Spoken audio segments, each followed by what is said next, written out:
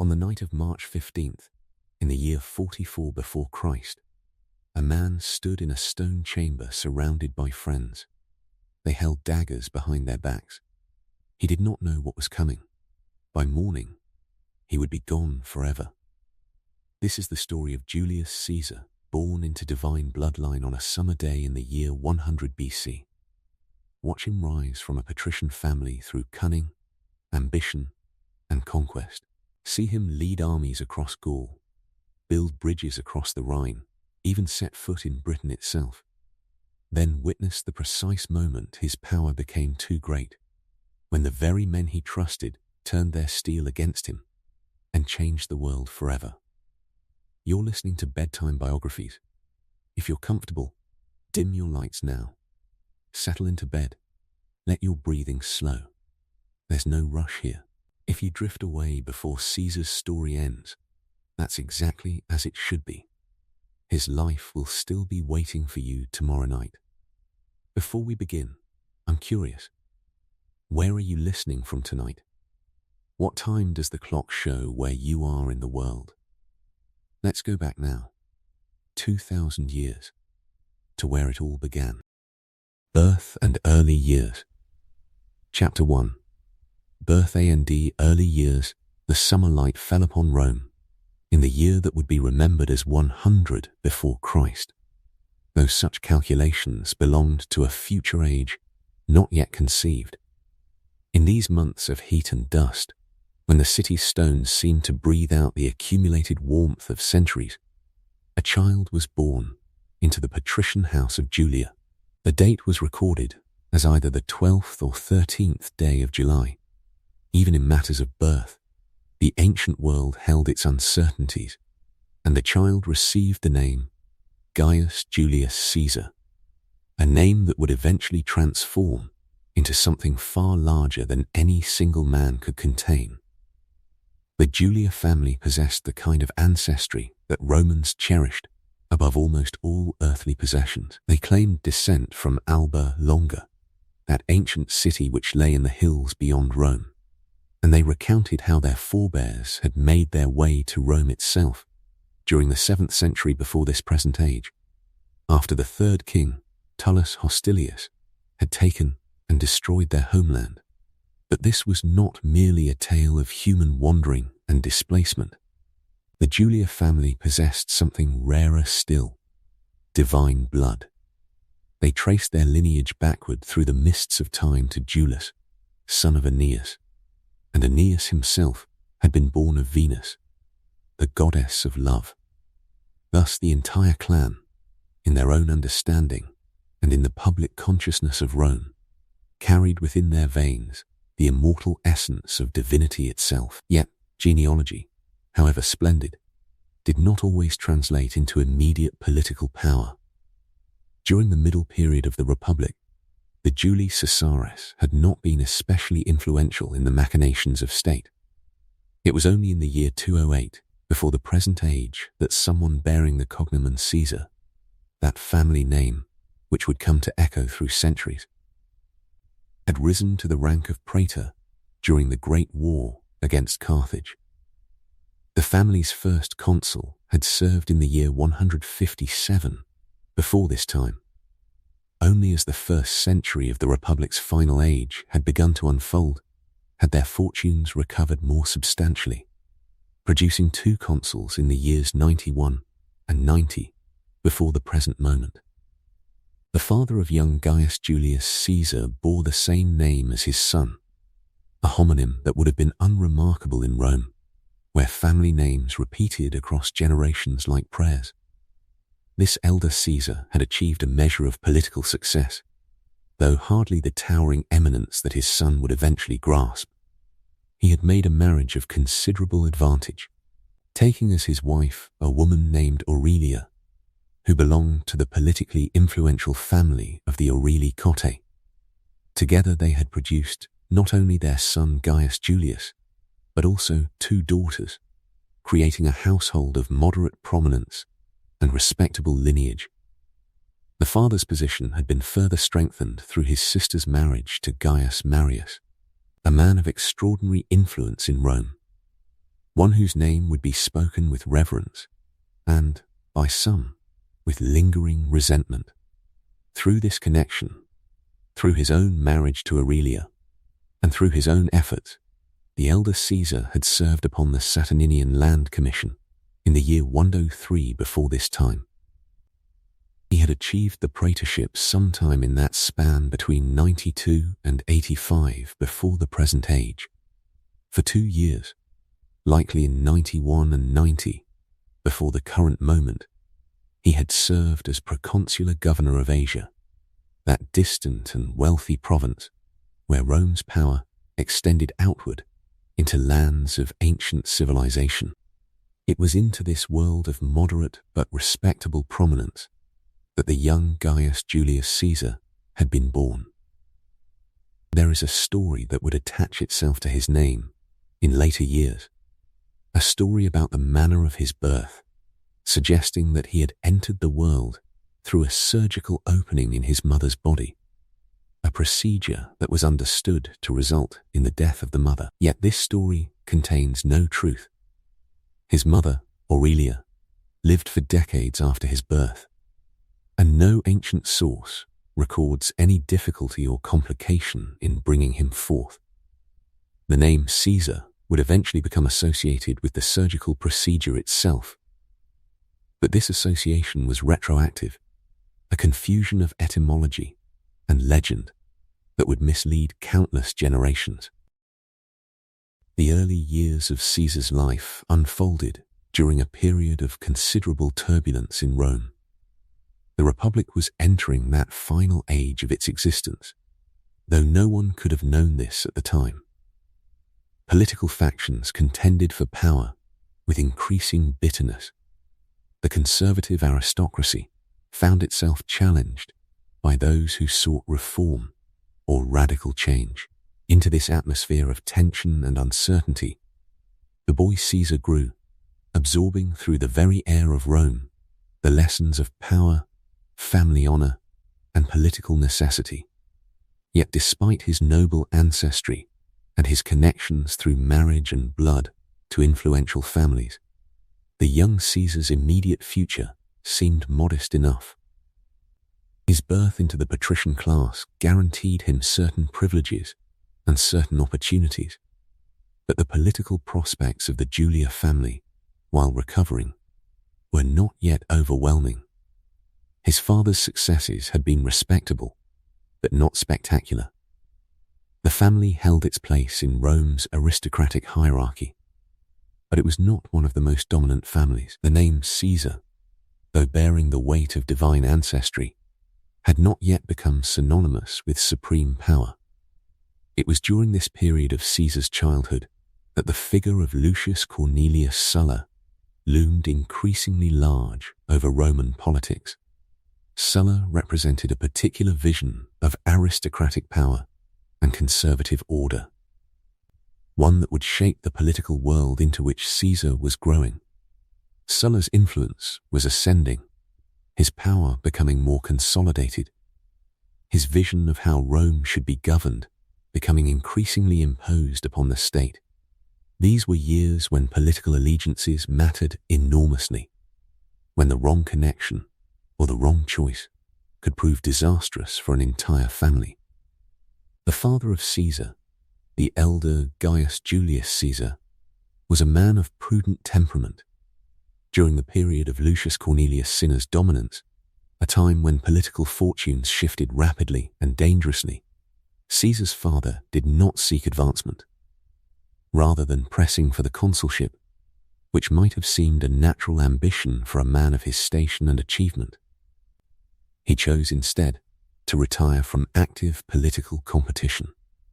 This was a choice made by a man aware of the currents and cross-currents of power, a man who understood that sometimes the wisest course was to remove oneself from the field of conflict. It was during Cinna's dominance that young Gaius Julius Caesar received an honor that seemed, at the time, to mark him as a man of considerable distinction but limited future political prospects. He was named Flamen Dialis, a priest of Jupiter, one of the highest non-political honors that Rome could bestow. This was a position of great religious significance and considerable social prestige, yet it carried with it a terrible constraint. The religious taboos of the priesthood would have forced Caesar to forego a political career entirely. The appointment itself, in the eyes of contemporaries, suggested that there were few expectations of a major political future for Caesar. The honor was bestowed upon him, it seems, not as a stepping stone, but as a kind of culmination. A position where a man of good family could rest with dignity and religious authority without the turbulent struggle for political power. With this appointment as Flamen Dialis came another arrangement, one that was common in Rome's political world: a marriage. Caesar was married to Cornelia, the daughter of Cinna himself, the very man who dominated Rome during this period. It was a union that linked the young priest to the political powers of the moment, even as his religious office supposedly removed him from political ambition. Yet the world of Rome was about to experience one of the most violent upheavals in its long history. The civil war that had brought Cinna to power was not the end of Rome's internal conflicts, but merely one chapter in a larger and more destructive story. In the early year of 84 before the present time, Caesar's father died suddenly. The sources do not elaborate on the cause or the circumstances. He simply ceased to exist, leaving his son without the guiding presence of a parent. Young Caesar was now a man without a father. Though still a young man, still bound by priestly vows, still married to a woman whose father's political fortunes were about to shift catastrophically. 2 years later, in 82 before the present time, Lucius Cornelius Sulla emerged victorious from the civil war. Sulla was not a man inclined to forgive those who had supported his enemies. One of his first acts was to annul the acta, the legislative acts and decisions, of Cinna. This was not merely a political gesture. It was an attempt to erase from the official record the very legitimacy of Cinna's rule. In the wake of this annulment, Sulla issued an order to the young Caesar. He must abandon his position as Flamen Dialis and divorce his wife Cornelia, who was Cinna's daughter. This was a moment that would test the young man's character and resolve. Caesar refused. By refusing, he was doing something far more significant than merely defying the orders of a powerful man. He was implicitly questioning the legitimacy of Sulla's annulment of Cinna's acts. He was suggesting, through his refusal, that Sulla's authority to overturn the lawful acts of a previous government was not absolute. It was an act of courage, or perhaps of youthful stubbornness. The sources do not make entirely clear which, but it was an act with consequences. Sulla may have placed Caesar on the proscription lists, those terrible documents upon which the names of men marked for death were inscribed. The scholars who have studied this period are mixed in their conclusions about whether Caesar was actually proscribed, but the threat was real and present. Caesar could not remain in Rome.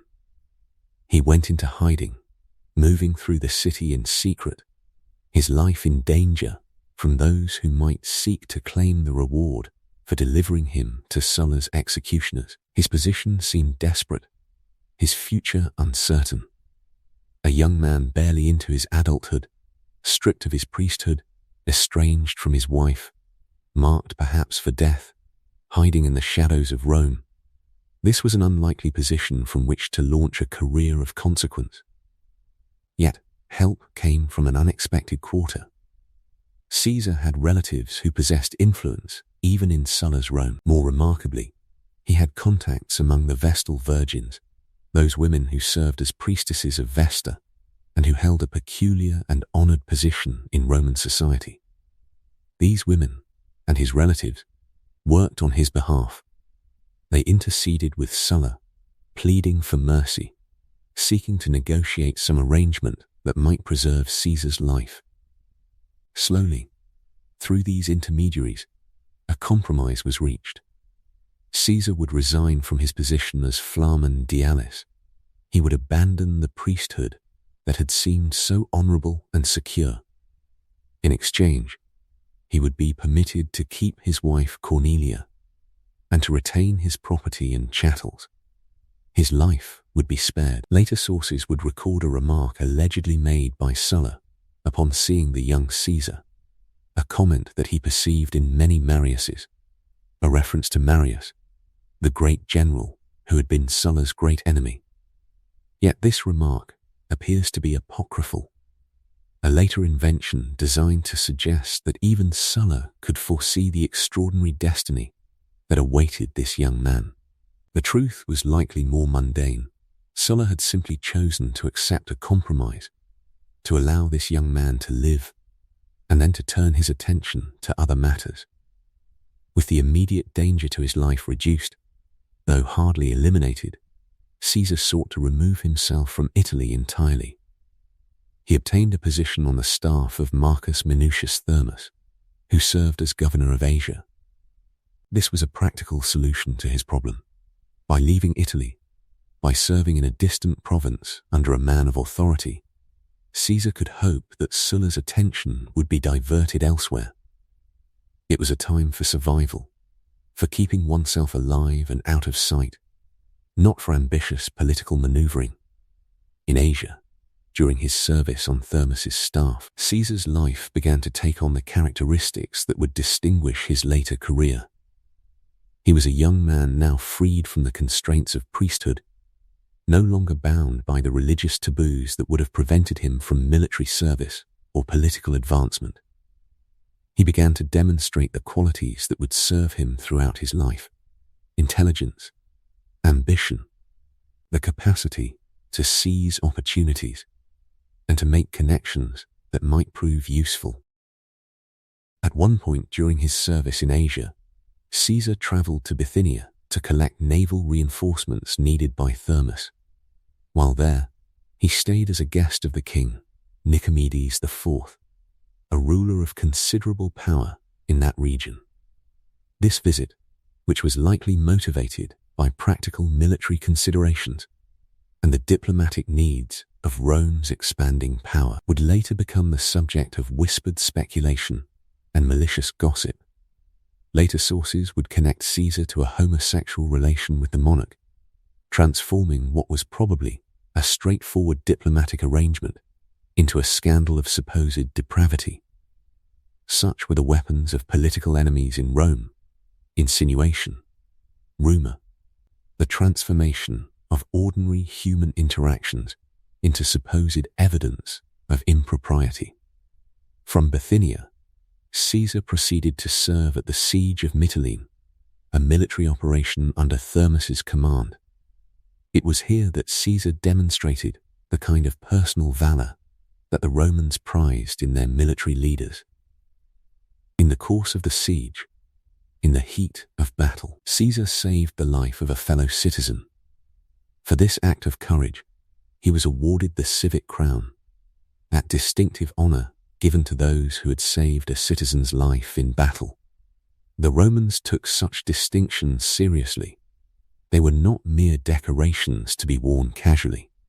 The civic crown carried with it genuine prestige and genuine privileges. When a holder of the civic crown entered the Senate, the senators were supposed to stand in recognition. The holder was permitted to wear the crown at public occasions, to display it as evidence of his valor and his service. These privileges, these marks of honor, whetted Caesar's appetite for further honors and distinctions. Here, it seems, was a young man beginning to understand the power of military achievement, the way in which acts of courage and military success could translate into social distinction and prestige. Here was a man beginning to discover that the path forward lay not in priestly office or inherited position, but in the demonstration of personal excellence in the service of Rome. After the capture of Mytilene, Caesar's military service continued. He transferred to the staff of another commander, Publius Servilius Vatia, who was operating in Cilicia, that region of Asia Minor, where Rome was extending its power and consolidating its control. Caesar was accumulating military experience, moving from one command to another, learning the realities of warfare and military organization. It was during his service in Cilicia, in the year 78 before the present time, that Caesar received news that would change the trajectory of his life. Lucius Cornelius Sulla was dead. The man who had driven him from Italy, who had stripped him of his priesthood, whose power had shadowed his early manhood, had passed from the world. For Caesar, this death must have represented a kind of liberation. Sulla's dominance over Rome was ended. A new political order was beginning to take shape. Caesar could consider returning to Rome, to the city of his ancestors, to the arena of politics where his family's honor and his own ambitions might be pursued. It was at this moment, learning of Sulla's death, that Caesar left his post in Cilicia and made his way back to Italy. He was returning not as a fugitive now, but as a young man with military experience, with connections formed during his service in Asia, with the civic crown upon his brow. He was returning to a Rome where Sulla's rigid control had been released, where new political movements were stirring, where ambitious men might find opportunities for advancement. Educated, audience, the commentaries have served historians ever since as a primary source for understanding both Caesar's military campaigns and the cultures of the peoples he encountered, writing with clarity and a measured tone that emphasized his own competence and the justness of his cause. Caesar shaped how posterity would remember these years of conquest and bloodshed. Caesar's command in Gaul began in 58 BC, and from the outset he moved with purpose and decisiveness. The region was not a unified territory, but rather a collection of Celtic tribes, each with its own leadership, resources, and territorial ambitions. Some tribes had developed extensive trade networks and maintained diplomatic relations with Rome. Others remained relatively isolated in the interior. Caesar's arrival, backed by Roman legions and strategic acumen, would fundamentally alter the political and military landscape of the entire region over the course of the following decade. The first major engagement came swiftly. The Helvetii, a Celtic people dwelling in what is now Switzerland, had begun migrating westward, seeking new lands. This movement threatened the stability of Gaul and potentially the security of Rome's allies in the region. Caesar intercepted their migration and defeated them decisively, forcing them back to their homeland. This initial victory demonstrated his military capabilities and established him as a powerful force in Gallic affairs. It also sent a signal to other Gallic tribes that Rome, through Caesar's command, would play an active role in determining the region's fate. Following this success, Caesar turned his attention to the Germanic peoples to the east and north. The Aedui tribe, one of the more powerful Gallic peoples, had appealed to Rome for protection against Germanic incursions. Caesar responded by engaging the Germanic king Ariovistus and his forces.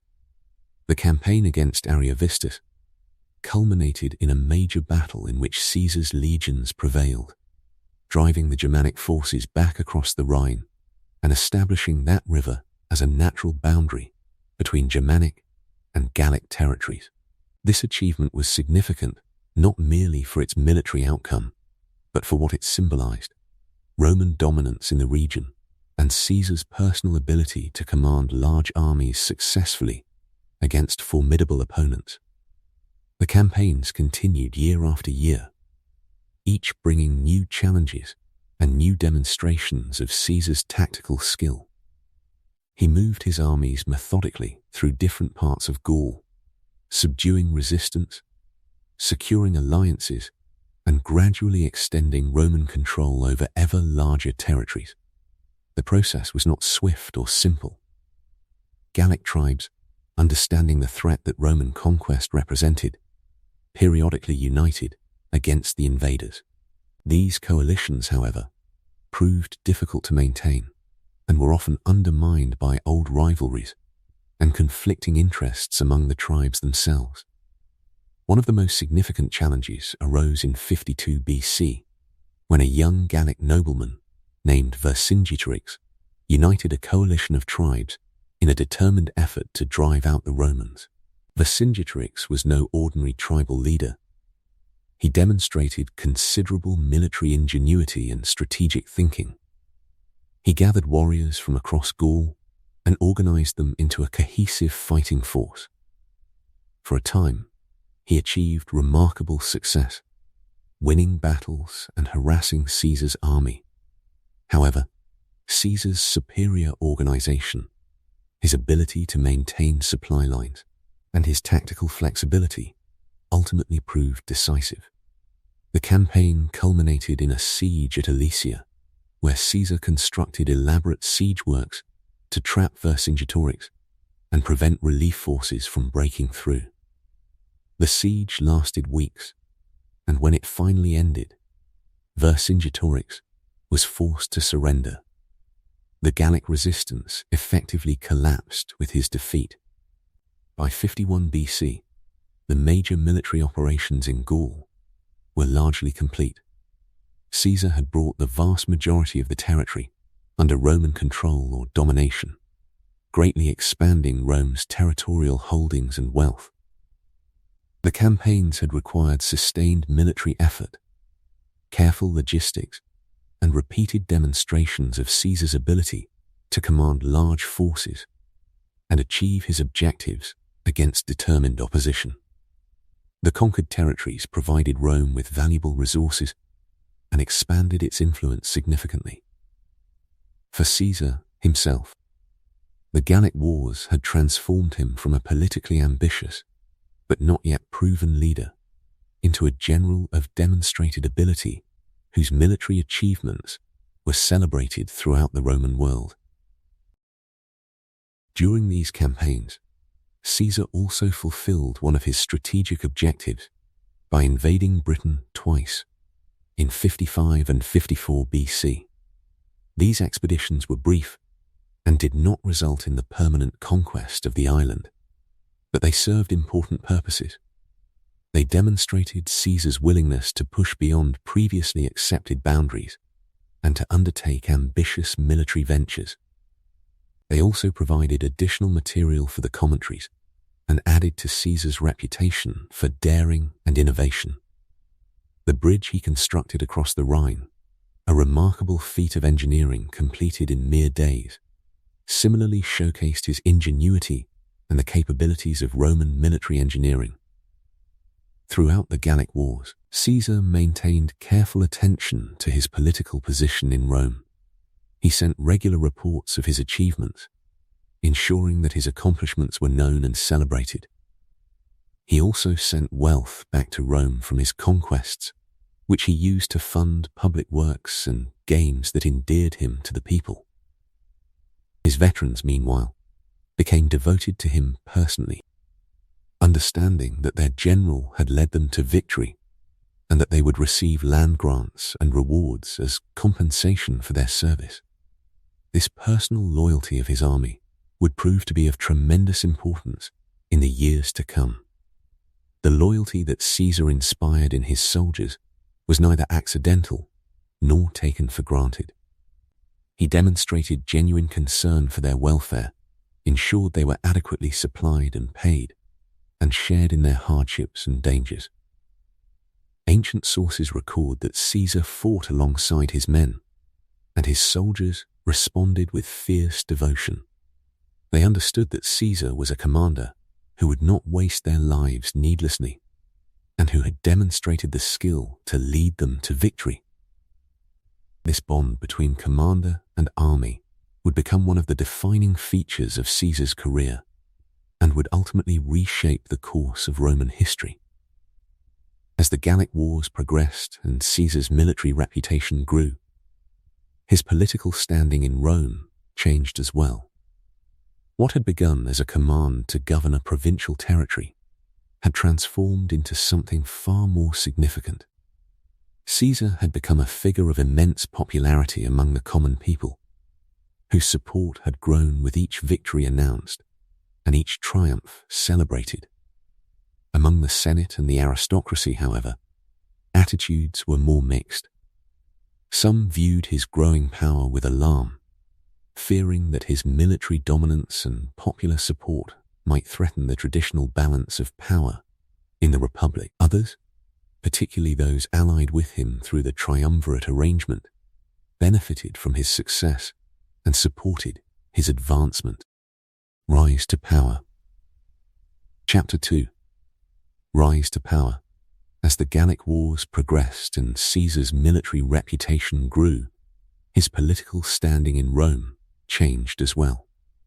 What had begun as a command to govern a provincial territory had transformed into something far more significant. Caesar had become a figure of immense popularity among the common people, whose support had grown with each victory announced and each triumph celebrated. Among the Senate and the aristocracy, however, attitudes were more mixed. Some viewed his growing power with alarm, fearing that his military dominance and popular support might threaten the traditional balance of power in the Republic. Others, particularly those allied with him through the triumvirate arrangement, benefited from his success and supported his advancement. The path that led Caesar to such prominence, however, had been neither straightforward nor without its reverses. In the year when he served as praetor, a position of considerable honor that preceded his greater commands, Caesar had attempted to assert himself in ways that suggested his ambitions extended beyond the ordinary course of political life. He had sought to deprive his enemy Catulus of the honor of completing the rebuilt temple of Jupiter Optimus Maximus, accusing him of embezzling the funds entrusted to the project, and threatening to bring legislation before the people to reassign the work to Pompey instead. This proposal, however, met with such overwhelming opposition that Caesar was forced to withdraw it almost immediately. The Senate and the people alike seemed unwilling to countenance such a direct attack upon a man of Catulus's standing. And Caesar, prudent even in his ambition, understood when a line had been crossed.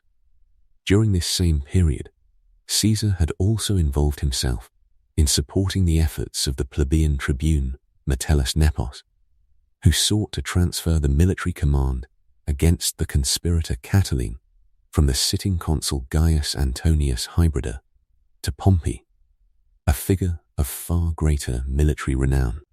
This proposal, too, had generated intense conflict. The forum itself became a scene of violence when the comitia tributa assembled to consider the matter. Metellus came into fisticuffs with his tribunician colleagues, including the formidable Cato and Quintus Minucius Thermus, their bodies clashing as they struggled over the fate of the command. The Senate, alarmed by such disorder, passed a decree against Metellus that moved to curtail his authority. Ancient sources claim that both Nepos and Caesar were deposed from their magistracies, though such a move would have contradicted the established constitution.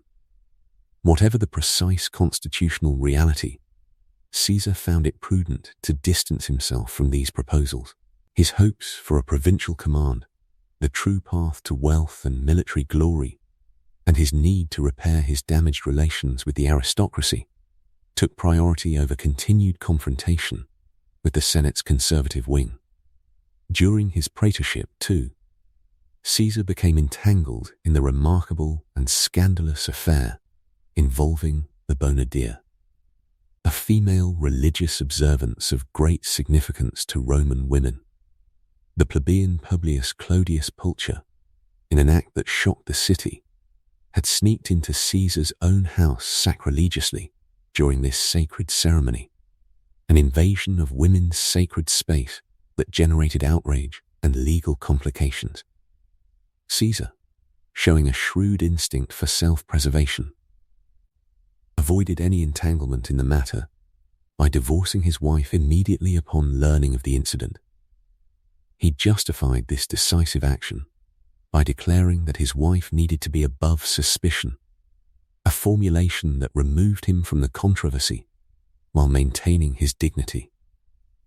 There is no indication in the historical record that Caesar supported Clodius in any way during the turmoil that followed, a silence that suggests his preference for political caution over factional loyalty. After his praetorship concluded, Caesar was appointed to govern Hispania Ulterior as a proconsul, a position that offered both honor and opportunity. Yet Caesar found himself in a precarious financial situation. His campaigns for the praetorship and his election to the pontificate had left him deeply indebted. The expenses of Roman political life, the games and gifts and expenditures required to maintain one's standing and to cultivate the people's favor, had drained his resources considerably. A provincial governorship offered the traditional remedy for such financial difficulties, but only if one possessed both the will and the military skill to extract plunder beyond what the normal processes of provincial administration could yield. In Hispania Ulterior, Caesar embarked upon a campaign of conquest that would address his financial crisis while simultaneously expanding Roman dominion. He campaigned against the Caesii and Lusitani, fierce peoples of the Iberian Peninsula who resisted Roman authority. His military operations proved successful. He seized the capital of the Caesii in northwestern Spain, an achievement of considerable significance that brought Roman troops for the first time to the distant Atlantic shore. The plunder he gathered from these campaigns was substantial enough to discharge the debts that had burdened him, a concrete demonstration that military victory could restore a man's fortunes as surely as it could enhance his reputation. Caesar's soldiers hailed him as imperator, the title granted to a victorious general by his troops, and he claimed to have completed the conquest of the peninsula. Having thus restored his financial circumstances and acquired the honor of a military salutation, Caesar made for home, his mind turning toward the prizes that awaited him in Rome. It was in the summer of 60 BC that he arrived back in Italy, carrying with him the laurels of victory, but also facing a decision that would test his ambitions against the constraints of Roman law and custom. The choice before him was stark and unforgiving, the product of rigid constitutional requirements that brooked no compromise from those who would hold the highest offices. Either he could remain outside the Pomerium, a sacred boundary that enclosed the city of Rome itself, awaiting the honor of a triumph, a ceremonial procession through the city that would celebrate his military achievements before the assembled Roman people, or he could cross that boundary and enter the city proper, thereby relinquishing his military command and surrendering his claim to a triumph. In order to make the formal declaration of his candidacy for the consulship, the highest office in the Republic, the law required that such a declaration be made in person, within the city, by the candidate himself. No exception was permitted, or so the regulations seemed to stipulate. Caesar and his supporters attempted to waive this requirement, seeking to find some legal means by which he might have a triumph without sacrificing his opportunity for the consulship. They appealed to the Senate for an exception, a special dispensation that would allow him to make his candidacy known without crossing the Pomerium. The Senate seemed inclined toward granting this exception. A majority of its members appeared willing to accommodate Caesar's request, but Caesar's enemy Cato, a man of rigid principle and implacable opposition, conducted a filibuster against the proposal, using the procedural tools at his disposal to prevent the Senate from acting. Despite the apparent support of the majority, Cato's obstruction proved effective, and the Senate never formally granted the exception. Caesar was forced to choose, and when the moment of decision arrived, he chose the consulship over the triumph, a decision that revealed the true direction of his ambitions. He was not content with the honor of past glories. He desired power in the present and the future. The consulship itself was the object of intense competition. Caesar stood for that supreme office in the year 59 BC, along with two other candidates who sought the same prize. Yet his political position at this moment was remarkably strong, a testament to the breadth and depth of his support across the different factions of Roman society. He possessed supporters among the families that had backed the popular leader Marius, or the revolutionary Cinna, in the civil wars of the previous century. His connections with the sullen aristocracy, those whose ancestors had triumphed in those same conflicts, were cordial and productive. His public support for Pompey, that dominant military figure, had won him, in return, the backing of Pompey's substantial political network. Furthermore, his advocacy for reconciliation in the continuing aftershocks of the civil war that had torn Rome apart decades earlier proved popular across all segments of society, from the common people to the wealthy landholding class. Men were weary of faction and civil strife, and Caesar's calls for unity found a receptive audience. Caesar had secured the backing of Crassus, one of the wealthiest men in Rome, a figure whose vast resources gave him considerable influence in political matters. Crassus supported Caesar's joint ticket with a man named Lucius Lucius, an arrangement that pooled their resources and networks to advance their mutual candidacy. With such powerful support behind him, Caesar won the consulship decisively. His running mate, however, did not enjoy similar success. Lucius failed in his bid for the second consulship. Instead, the voters returned Marcus Calpurnius Bibulus, who had long been Caesar's personal and political enemy. A man whose animosity would soon manifest itself in ways that would shape the character of Caesar's consulship and leave marks upon the political life of Rome that would not soon fade. Even as Caesar prepared to assume the office of consul, his mind was already at work on the political arrangements that would make his tenure as the highest magistrate as productive and as advantageous as possible. It was in December of 60 BC, in the period between his election and his assumption of office, that Caesar labored to forge alliances that would sustain him through the year ahead. His task was delicate, for he had to reconcile powerful figures whose interests diverged and whose mutual distrust ran deep. The remarkable achievement of this period was Caesar's success in bringing together Pompey and Crassus, two men who had long regarded each other as political rivals and even enemies, into a three-way alliance that would subsequently reshape Roman politics. In modern times, historians have termed this arrangement the First Triumvirate, though the name is misleading, suggesting a more formal and equal partnership than actually existed. The alliance came together slowly and deliberately. It was not until around the time of Caesar's assumption of the consulship that the arrangement was finally consolidated, though preliminary work had begun weeks or even months earlier. Each of the three men brought to the alliance distinct and pressing objectives that required political support to achieve. Pompey, the great military hero, sought the ratification by the Senate of his eastern settlement, the arrangements he had made in distant lands beyond the Mediterranean, reorganizing kingdoms and territories in ways that benefited Rome and enhanced his own prestige. Crassus, meanwhile, was concerned with more immediate financial matters, He represented the interests of tax farmers in Asia, many of whom were his clients and connections.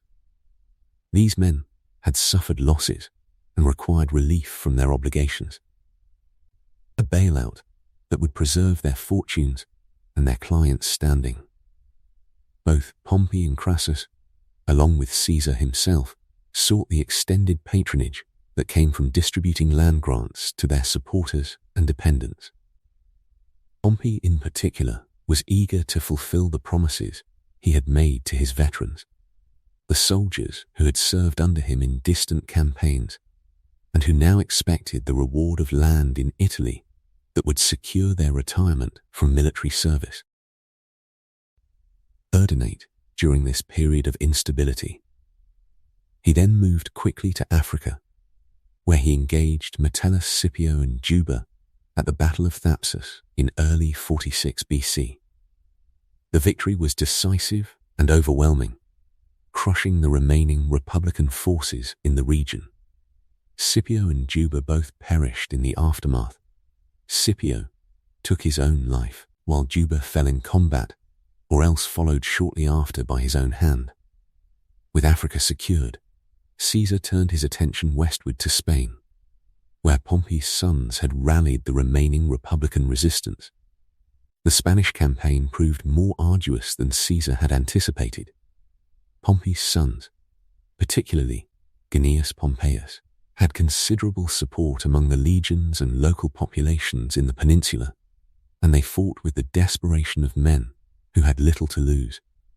Caesar pursued them through the interior, and the conflict culminated in the Battle of Munda in March of 45 BC. The engagement was fierce, and at times seemed to hang in the balance. But Caesar's superior generalship and the steadiness of his legions ultimately prevailed. The victory shattered the last organized Republican military force, though mopping up operations continued into the following months. Gnaeus Pompeius was eventually hunted down and killed, along with other prominent Republicans who had taken refuge in Spain.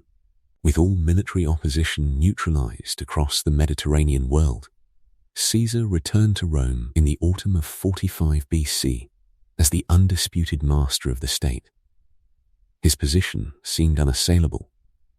The Senate, dominated now entirely by his supporters, or at least cowed into compliance, showered him with honors that grew progressively more extravagant and, to many Romans, increasingly troubling in their implications. He was granted statues in numerous temples and public spaces. His image appeared on coins. The month of July was renamed in his honor Iulius, a name it retains to this day. The Senate voted him the right to hold the office of dictator not merely for a term, but for life, making him dictator perpetuo.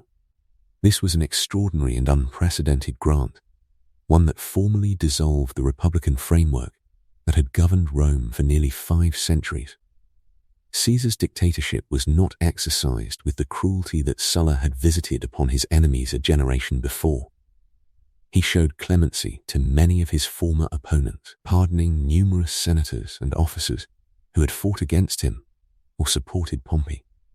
Cicero, despite his equivocal stance during the Civil War, was permitted to return to Rome and even to speak in the Senate, though his political influence was greatly diminished. Brutus, too, was pardoned and even granted office despite his earlier support for the Republican cause. This clemency was deliberate policy on Caesar's part. He perhaps hoped that by treating his defeated enemies with mercy rather than vengeance, he might reconcile the aristocracy to his rule and forge a new consensus around his authority. Yet this clemency, paradoxically, may have ultimately worked against Caesar. Some of those whom he pardoned came to view his magnanimity not as a virtue, but as a sign of weakness, or worse, as evidence that he was insufficiently committed to his own position. The Republican ideology that had animated Roman political culture for so long did not simply evaporate with military defeat. It persisted in the minds of many senators and nobles, a ghostly presence haunting the new order Caesar had created. Among those whom Caesar had pardoned and even favored was Marcus Junius Brutus, a man of considerable standing in the Senate and, through his mother Servilia, distantly related to Caesar himself. Brutus's reputation for honor and his descent from Lucius Junius Brutus, the legendary founder of the Republic, made him a figure of symbolic importance. Yet his ties to the Republican faction and his deep philosophical commitment to Republican principles had never truly been extinguished. Caesar's behavior in the months following his return to Rome grew increasingly autocratic in manner, even if not always in substance.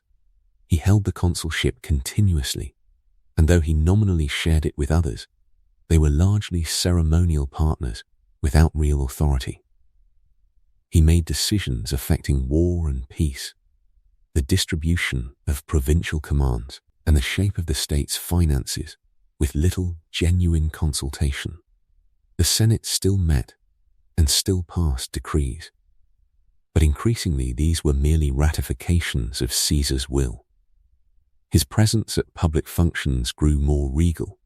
He accepted honors that verged on the divine. Statues were erected to him. Priests of his cult were appointed. And some even suggested that he be addressed with titles previously reserved for monarchs or gods. This accumulation of power and the increasingly monarchical style in which Caesar wielded it generated deep anxiety among the senators who remembered, however dimly, the days when Rome's magistrates served for fixed terms and power circulated among many families rather than concentrating in a single man. The Senate had gradually been reduced to impotence, its members transformed from rulers of Rome into mere spectators of their own state. For men accustomed to authority and honor, to the expectation that they too might one day hold supreme office, this eclipse of senatorial power represented an intolerable diminution of their status.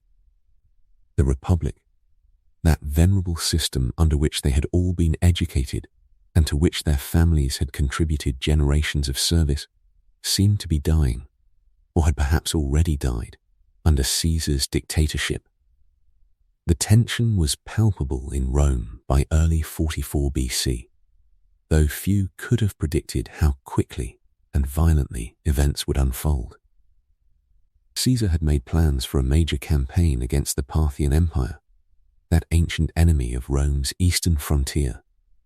This campaign would be the culmination of his career, a chance to achieve victories that would exceed even those of Pompey in the east or Alexander the Great in Asia. To prosecute this war, he would need to leave Rome and place command of the city in the hands of trusted lieutenants.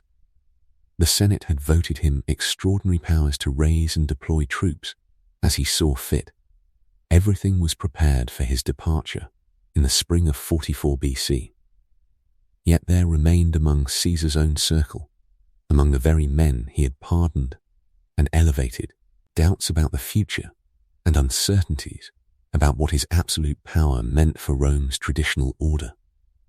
Some feared that his plans extended beyond a Parthian campaign, that perhaps he intended to emulate not just the military achievements of Alexander, but also Alexander's concept of monarchy and godlike rule. Others worried more immediately about their own position and influence in a state where one man held all authority. These concerns, though they may have seemed intemperate or unreasonable to Caesar himself, took on a terrible significance as the Ides of March approached and the Senate prepared to meet in solemn assembly. The machinery of the state that had carried Caesar from provincial magistrate to dictator for life was, in ways both visible and hidden, beginning to strain under the weight of contradictions it could no longer sustain. Conquest and Reform. Chapter 3. Conquest and Reform. The winter of 53 and 52 BC had revealed to Caesar the fragility of his position, even in the midst of Gallic conquest. As the year turned toward spring and the campaigns against the insurgent Gauls pressed forward, he found himself caught between the necessity of military success and the growing distance between himself and Pompey, that other great general upon whom Rome's balance of power had long depended.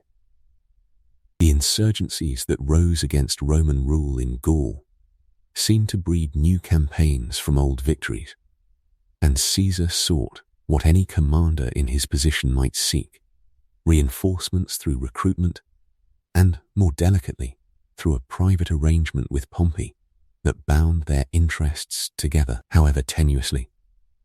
In that same year of 53 BC, the landscape of Roman power suffered a terrible disruption.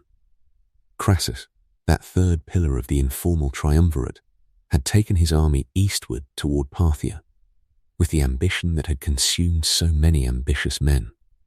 His campaign ended not in triumph, but in disaster at a place called Carrhae, where the Parthian forces overwhelmed him utterly.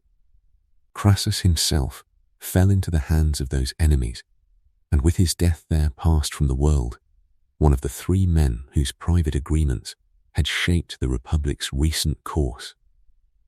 The news of this catastrophe must have reached Caesar in Gaul as he continued his work against the Gallic insurgents, a reminder, perhaps, that even the mightiest Roman general might encounter reversal in distant lands. Yet Caesar's fortunes in that same year had begun their remarkable ascent. In 52 BC, as Pompey assumed the sole consulship to restore order to a city troubled by factional violence, Caesar fought on in Gaul. The young Gallic noble Vercingetorix had risen against Rome, uniting the Gallic tribes in a last great effort to throw off the Roman yoke. At the hilltop fortress of Alesia, Caesar brought this struggle to its decisive conclusion. The news of his victory reached Rome, and with it came a remarkable gift from the Senate: 20 days of thanksgiving in his honor, a public acknowledgement of military achievement that few commanders had received. More importantly, by virtue of the law of the 10 tribunes, Caesar was granted the right to stand for the consulship while absent from the city, spared from the humiliation and legal danger that an ordinary general must face when leaving his command. These honors, however precious, only served to illuminate the gathering darkness between Caesar and Pompey. The years stretching from 52 down to 49 BC became a slow, terrible erosion of trust between the two generals. In 51 BC, as Caesar remained in Gaul still engaged against the Bellovaci and other peoples who had not yet entirely accepted Roman rule, the consul Marcellus rose in the Senate to propose that Caesar be recalled. The argument was simple and, on its surface, reasonable. Caesar's task in Gaul was complete. His provincia, his assignment, had been fulfilled in the victory over Vercingetorix. Yet anyone with knowledge of Gallic affairs knew that the work was far from finished. Caesar's very presence in the province that year testified to continuing resistance. The proposal was vetoed, blocked by tribunes who stood against it, but the gesture had been made. It revealed the direction of thought among the conservative faction in the Senate, those who gathered around Cato and Bibulus, and whose view of Caesar had grown increasingly hostile. The machinery of Republican politics had begun to grind toward conflict. Cato, Bibulus, and their allies pursued a strategy both subtle and direct. They would attempt to enlist Pompey's power against Caesar's. In this, they succeeded with a thoroughness that must have seemed startling even to optimistic conspirators. Pompey, who had once stood shoulder to shoulder with Caesar in private arrangement, now allowed himself to be won over to taking a hard line against his former allies' continued command. The conservative faction had found their instrument, and Pompey whether through conviction or ambition, or the mere pressure of political necessity, had accepted the role. As the year 50 BC advanced toward its end, the air in Rome itself seemed to thicken with foreboding. Both Caesar and his opponents began quietly to gather soldiers, Caesar building up his forces in southern Gaul and along the approaches to Italy, while his enemies positioned troops in northern Italy and elsewhere. It was an expensive, dangerous game, one that signaled to all observers that the ruling class had begun to contemplate what no one wished openly to discuss: the possibility that dispute might be settled by violence rather than by persuasion and vote. In the autumn of that year, Cicero and others who still hoped for peace attempted a grand remedy.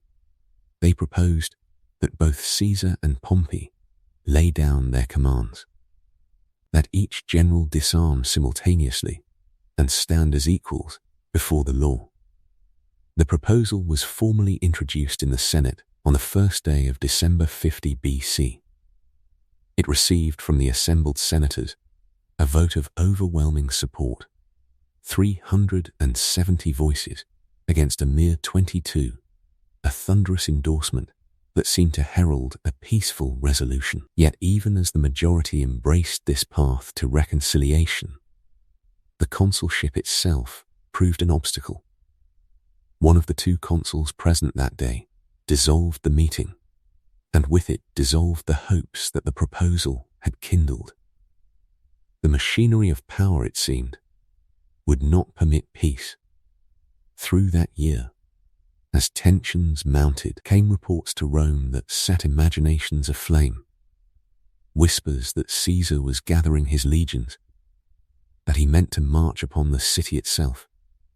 Whether these reports were true or merely the products of fear and speculation, they prompted the Senate to take action. The two consuls instructed Pompey to take up the defense of Italy, to stand as the guardian of the state against whatever Caesar might intend.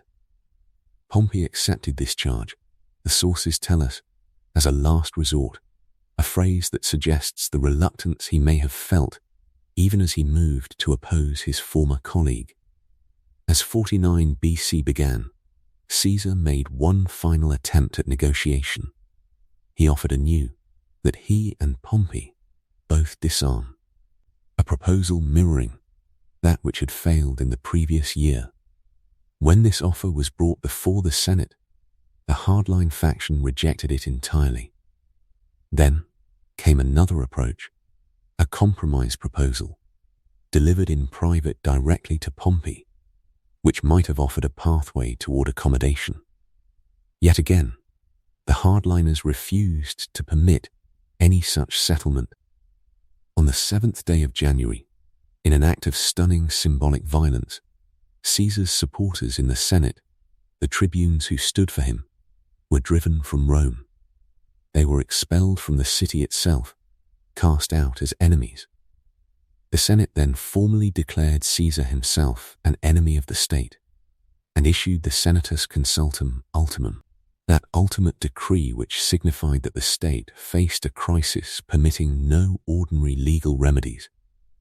Scholars have long debated the precise reasoning that led Caesar to the decision he then made. One theory, widely held, suggests that he found himself trapped between impossible alternatives. If he laid down his command, he faced prosecution by his enemies, conviction, and exile. The fate that awaited any general who lost the protection of his military position. Whether such a prosecution would actually have succeeded remains uncertain. Some scholars believe the legal case against him was thin, that conviction would have been unlikely. Yet the fear was real, and Caesar's enemies had made their intentions clear. More immediate and perhaps more pressing were Caesar's own ambitions. He had sought, since 52 BC when Pompey had stood alone as sole consul, to secure for himself a second consulship. He feared, with reason, that those now holding the offices of consul would reject his candidacy outright, or, if the people elected him, would refuse to ratify the result. This was the true heart of his grievance, not merely his personal safety, but his right to the honors his victories had earned. And this, too, became the justification he offered for the war he was about to wage, that Pompey and his allies were conspiring, by force if necessary, to suppress the liberty of the Roman people to choose their magistrates and to honor Caesar's accomplishments with the offices they seemed to merit. Around the 10th or 11th day of January, in response to the Senate's final decree, Caesar made his choice. He gathered a single legion, the Legio Cii Gemina, and moved toward the Rubicon, that small river which marked the boundary between Gaul and Italy proper. To cross with an armed force was to commit an act of war, to violate the sacred territory of Rome itself. The sources tell us, drawing from Plutarch and Suetonius, that as Caesar contemplated this crossing, he spoke a line attributed to the ancient Athenian playwright Menander, speaking in Greek, "Let the die be cast." Whether these were his exact words or whether they represent later attempts to capture the fateful moment, they convey something true about what Caesar understood himself to be doing. He was abandoning the path of law, at least as his enemies had defined it, and embarking upon an enterprise whose outcome no man could predict. With the crossing of the Rubicon, civil war had begun in fact, though the legal niceties of declaring it would take time. Pompey and the senators who supported him, learning that Caesar had moved with a legion toward Rome, assumed that he meant to attack the city with overwhelming speed. They fled southward, believing they faced imminent assault. Yet Caesar, after securing the communication routes to Rome and establishing his military superiority, paused. He attempted to open negotiations, to find some last path by which war might be avoided. But the mutual distrust that had accumulated over years proved too great. The negotiations collapsed, and Caesar resumed his advance southward. Pompey withdrew to the port city of Brundisium, at the heel of Italy, and there managed an escape to Greece. He was able to elude Caesar's pursuit and depart Italian soil, carrying with him many of the senators who had opposed Caesar.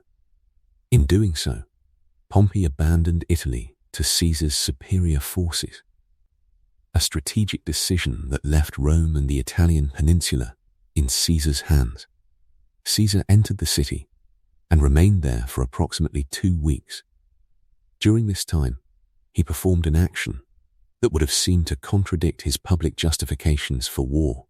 He seized the state treasury, overriding the veto of the tribunes who had once been his allies. This forceful taking of Rome's money revealed to all observers that Caesar's reverence for the tribunes and their ancient prerogatives, which he had cited as a cause for war, was perhaps less absolute than his rhetoric had suggested. Before departing Italy to pursue Pompey, Caesar left behind a man to govern in his absence. Lepidus, one of his trusted subordinates, took charge of the peninsula. Caesar himself turned his attention westward, toward Pompey's holdings in Spain. In a series of engagements, Caesar defeated 2 of Pompey's legates at a place called Ilerda and forced the surrender of the 3rd. His subordinates moved into Sicily and attempted to take Africa, though that expedition failed to achieve its objectives. The far-flung nature of this civil conflict, with Caesar's forces operating across the Mediterranean, while Pompey consolidated his position in Greece, illustrated how thoroughly the great powers of Rome had become dispersed across the known world. By the autumn of that year, Caesar returned to Rome. The situation in Italy had been stabilized under his control, and now he moved to regularize his position. He had Lepidus, serving as praetor, bring forward a law appointing Caesar dictator, a title that would permit him to conduct the elections for the following year. Caesar and Publius Servilius Esoricus won the elections and would serve together as consuls for 48 BC. Then, in an act that appeared to show restraint, even as it concentrated power, Caesar resigned from the dictatorship after holding it for merely 11 days. Yet this resignation was not a withdrawal from power. It was merely a shift in the title by which he exercised it. The consulship, that ancient office, would serve as well as any dictatorship to legitimize his authority. With Italy secured and his position in Rome regularized, Caesar left the peninsula once more, this time to bring Pompey to final battle. He arrived in Greece in the early months of 48 BC, with sufficient force to pursue his enemy across the eastern Mediterranean. Pompey arrived in Egypt soon after, but his time of refuge proved desperately brief. When Caesar reached Alexandria on 2 October 48 BC, he learned that Pompey had already been killed upon his arrival in the city, a grim end for the man who had once stood as Rome's preeminent general. Caesar found himself detained in Alexandria by a Tesian wind that prevented departure. And in this enforced stillness, he became drawn into the internal affairs of Egypt itself. The kingdom was torn by civil conflict between the child pharaoh Ptolemy Ctesias, Theos Philopator, and his sister Cleopatra, who served as both his wife and co-regent. Caesar, perceiving an opportunity to shape events in his favor, resolved to arbitrate this dispute and thereby secure Egyptian resources and stability for his own purposes. The decision to meddle in Egyptian succession proved consequential in ways that extended beyond mere military or political calculation. While still in Alexandria, Caesar commenced a romantic entanglement with Cleopatra that would occupy considerable time and attention. The young queen's intelligence and ambitions aligned with Caesar's own vision of power, and their affair became as much a matter of statecraft as passion. Yet Caesar's presence in the city soon drew him into active conflict. Ptolemy and his other sister Arsinoe, resenting Caesar's intervention on Cleopatra's behalf, turned hostile, and Caesar found himself besieged within Alexandria. He endured this siege from late October 48 BC until March of 47 BC, a lengthy and difficult period that tested both his resources and his resolve. Relief arrived in the form of Eastern client allies under the command of Mithridates of Pergamum, whose timely intervention allowed Caesar to break the stalemate. At the Battle of the Nile, Caesar's forces defeated Ptolemy decisively, and Cleopatra was installed as the rightful ruler of Egypt. The victory was celebrated in grand fashion. Caesar and Cleopatra traveled together on the Nile in a triumphal procession that announced to the world their combined authority and their intimate connection. Caesar remained in Egypt with Cleopatra for some weeks thereafter, departing sometime between June and July of 47 BC.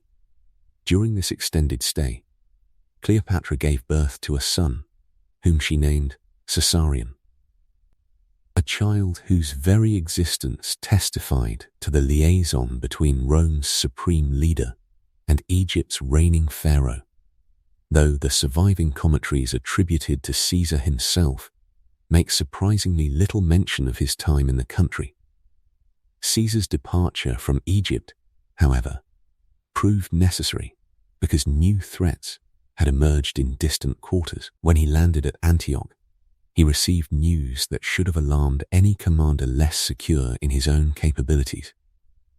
During his absence in Egypt, Pharnaces, the king of what is now Crimea, had seized upon the opportunity to reclaim his father's lost kingdom of Pontus across the Black Sea in northern Anatolia. This was no mere local disturbance, but rather an invasion of significant proportions. Pharnaces' forces had swept aside Caesar's own legates stationed in the region and had overwhelmed the local client kings who nominally served Rome's interests. Yet Caesar characteristically responded with swift and overwhelming force.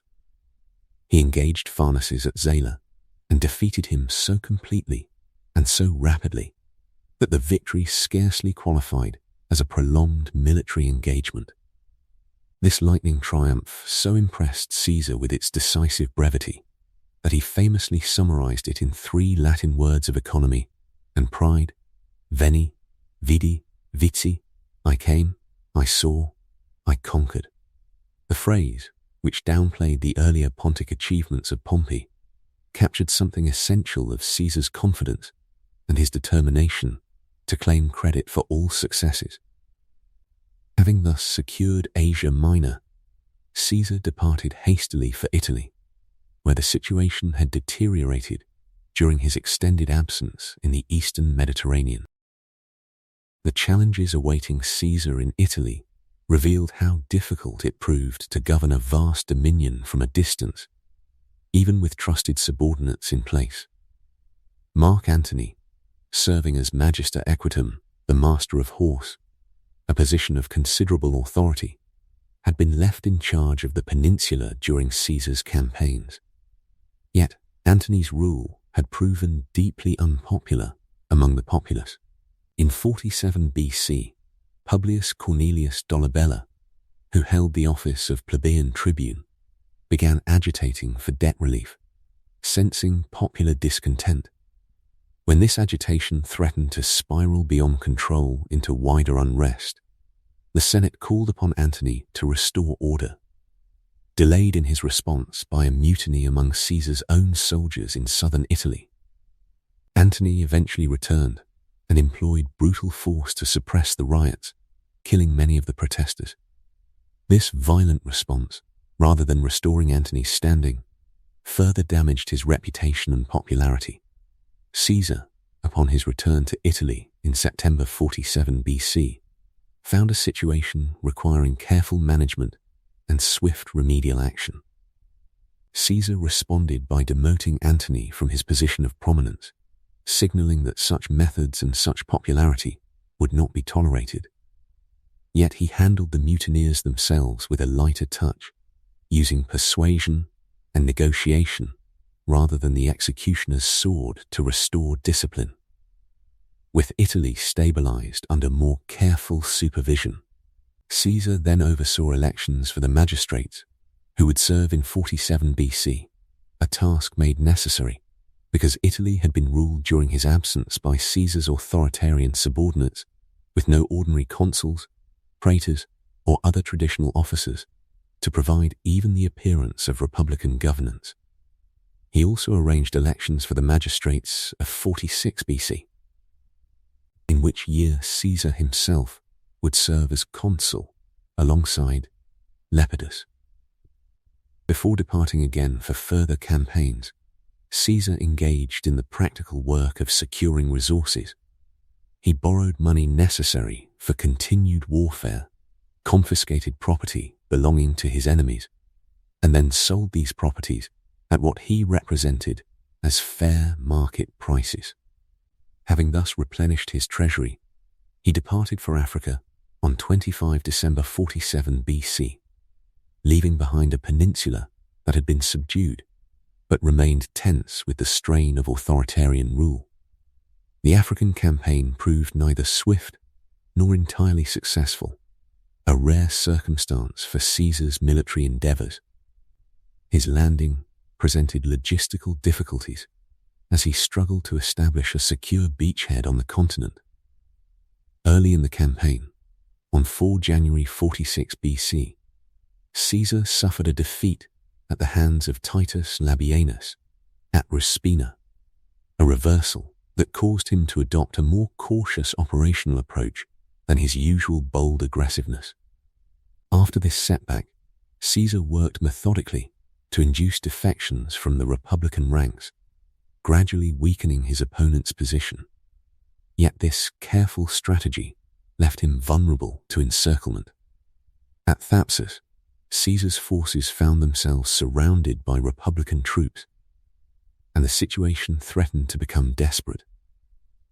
On 6 April 46 BC, Caesar's own troops took the initiative and launched a premature attack that nevertheless succeeded in breaking through the encirclement. What followed was not a disciplined victory, but rather a massacre of the Republican forces without any quarter granted or asked. Caesar's soldiers, perhaps sensing the final desperation of their enemies or responding to the peril they themselves had faced, slaughtered the defeated Republicans with complete ferocity. The aftermath of this brutal victory saw Caesar advancing on the city of Utica, where Cato, long one of his most implacable opponents, had made his final stand. Yet when Caesar arrived, he found that Cato had chosen death rather than submit to Caesar's clemency.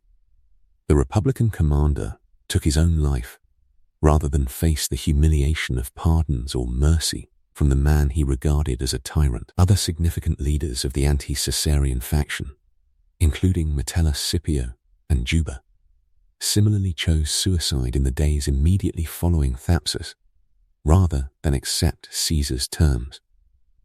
Such deaths robbed Caesar of the opportunity to display mercy and magnanimity toward his defeated enemies.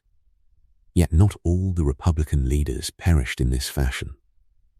Labienus, who had proven himself a formidable commander, along with 2 of Pompey's sons, managed to escape to the Spanish provinces where they could continue the struggle.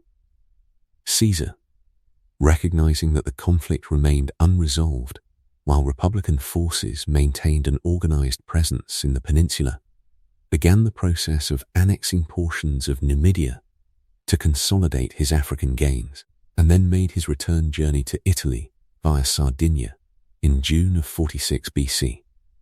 The return to Rome brought occasion for one of the most elaborate celebrations Caesar's dominance had yet permitted.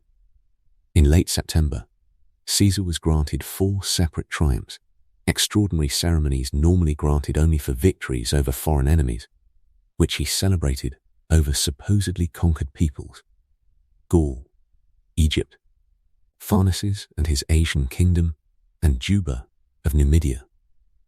These triumphs allowed Caesar to display before the Roman people the spoils and captives from his wars. Leading the processions before Caesar's chariot were Vercingetorix, the Gallic leader whose defeat in 52 BC had completed the conquest of Gaul, Arsinoe, Cleopatra's younger sister, and Juba's own son. Yet these celebrations were darkened by the execution of Vercingetorix, who was denied the clemency that other captives and enemies of Caesar had come to expect. More troubling still, according to the account of Appian, Caesar paraded in some of these triumphs not merely pictures and models of victories over foreign enemies, but also representations of his victories over fellow Romans in the civil wars, a display that provoked popular dismay and discomfort.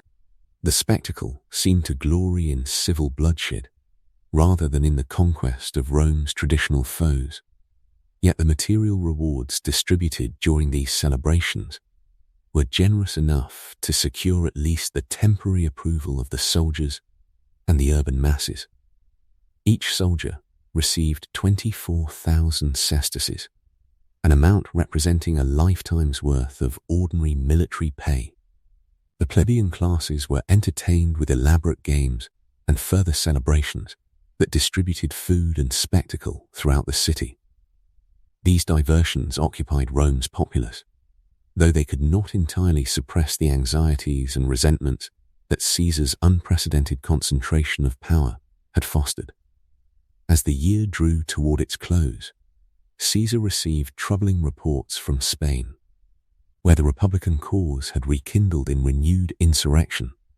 The sons of Pompey and Labienus had organized significant forces, and the peninsula had once again become a center of organized resistance to Caesar's supremacy. Recognizing that this final pocket of opposition required his personal attention and the full force of his military reputation, Caesar departed Rome once more. Taking an army with him, and leaving Lepidus in charge as Magister Equitum to maintain order in Italy during his absence. Dictatorship and Legacy. Chapter 4. Dictatorship and Legacy, the first half yet. The material rewards distributed during these celebrations were generous enough to secure at least the temporary approval of the soldiers and the urban masses. Each soldier received 24,000 sesterces, an amount representing a lifetime's worth of ordinary military pay. The plebeian classes were entertained with elaborate games and further celebrations that distributed food and spectacle throughout the city.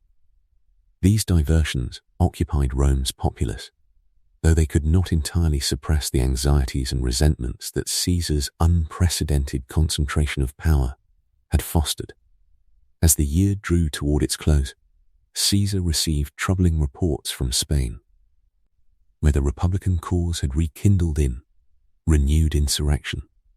The sons of Pompey and Labienus had organized significant forces, and the peninsula had once again become a center of organized resistance to Caesar's supremacy. Recognizing that this final pocket of opposition required his personal attention and the full force of his military reputation, Caesar departed Rome once more, taking an army with him and leaving Lepidus in charge as Magister Equitum to maintain order in Italy during his absence. In these final years of the Republic, as Caesar's authority deepened and solidified, his vision for Rome extended beyond the simple structures of military victory. The dictator, now possessed of powers unprecedented in their scope, began to reshape the very infrastructure and demographics of the state itself. It is said that special bonuses were offered to families with many children in an attempt to stall the depopulation that had long troubled Roman society. The machinery of governance itself was to be renewed. Plans were drawn for the conduct of a census that would account for the population under Caesar's rule. Citizenship, that most precious of Roman inheritances, was extended to a number of communities in Cisalpine Gaul and to Cadiz, bringing distant lands within the fold of Roman identity and obligation. The weight of Caesar's clemency hung over these years like an autumn sky, substantial, present, yet not without its complications. During the civil wars that had torn the state asunder, Caesar had instituted a novel debt repayment program that refused outright forgiveness but permitted payment in kind, a compromise between harsh creditors and desperate debtors. He remitted rents up to a certain amount, offering relief to those whose fortunes had been drained by years of conflict. The games he threw distributed food alongside spectacle, addressing the material needs of the populace even as he entertained them. Many of his enemies during the civil wars were pardoned, a policy that Caesar's propaganda elevated into evidence of his superior nature. Temples were built, works commissioned, all to exalt his clemency and draw a stark contrast between himself and the vengeful dictatorship of Sulla, whose name still carried the weight of bloodshed and terror from decades past. The building programs, started prior to his expedition to Spain, continued with relentless momentum. The Forum of Caesar rose in Rome, that great architectural monument to his name and vision, and within it the Temple of Venus Genetrix took shape, a sanctuary dedicated to the goddess from whom Caesar claimed descent, a physical manifestation of his place in the cosmic and political order. Other public works, equally ambitious, were planned and begun. The port of Ostia, Rome's maritime gateway, was expanded to accommodate the growing traffic of trade and supplies. A canal through the Corinthian isthmus was envisioned, a feat of engineering that would transform the geography of commerce itself. Yet amid these grand enterprises, Caesar's manner of conducting the business of state had begun to alienate significant portions of Rome's elite. Very busy with this work of transformation, He displayed a heavy-handedness with which he ignored the Senate, those magistrates who still held nominal office, and those who came to visit him, seeking audience and attention. The courtesies and consultations that had long governed Rome's political life were increasingly set aside. Caesar did not simply rule. He proceeded as though the traditional mechanisms of power no longer required his acknowledgement or their participation. The sting of this dismissal, subtle yet unmistakable, worked its way into the hearts of those who remembered when the Senate had meant something, when magistrates had wielded genuine authority, when the business of state had been conducted through deliberation rather than decree. The collegiathos civic associations that had been restored by Clodius nearly 2 decades earlier, in 58 BC, were once again abolished. These organizations, which served as gathering places for citizens of various classes and professions, had proven useful to popular politicians and were regarded with some suspicion by those of more conservative persuasion.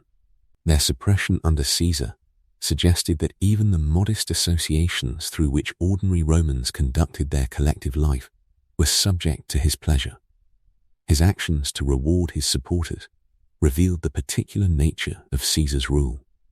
He allowed his subordinates illegal triumphal processions, honors that should have been reserved for victorious commanders of the highest rank, yet which he distributed among his lieutenants as tokens of favor and gratitude.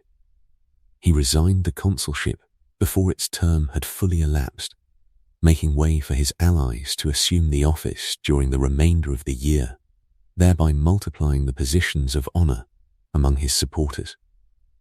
On the last day of 45 BC, when one of the succeeding consuls died, Caesar had an ally elected as replacement for a single day, a gesture that combined both the trivial and the significant, a demonstration of his will's supremacy in even the smallest matters of state. Corruption on the part of his partisans was also overlooked to ensure their support. The normal checks upon the abuse of power, the procedures by which magistrates were held accountable, were suspended where Caesar's men were concerned. Provincial cities and client kingdoms were extorted for favors to pay his bills, their resources flowing toward the maintenance of Caesar's authority rather than toward the traditional purposes of governance. These accumulations of favor and obligation, layered upon one another like sediment, created a structure of debt and dependence that bound Caesar's supporters to him and elevated him above the conventional constraints of law and custom.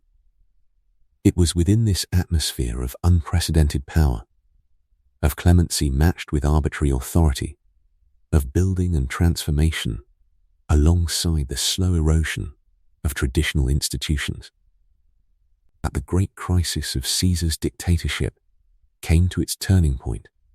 The year 44 BC opened with storm clouds gathering, clouds whose formation had begun in the summer months before, when the first whispers of conspiracy had begun to circulate through the city like rumors of plague. But before the full darkness descended, there came a moment that seemed to crystallize all the anxieties and resentments that had been accumulating.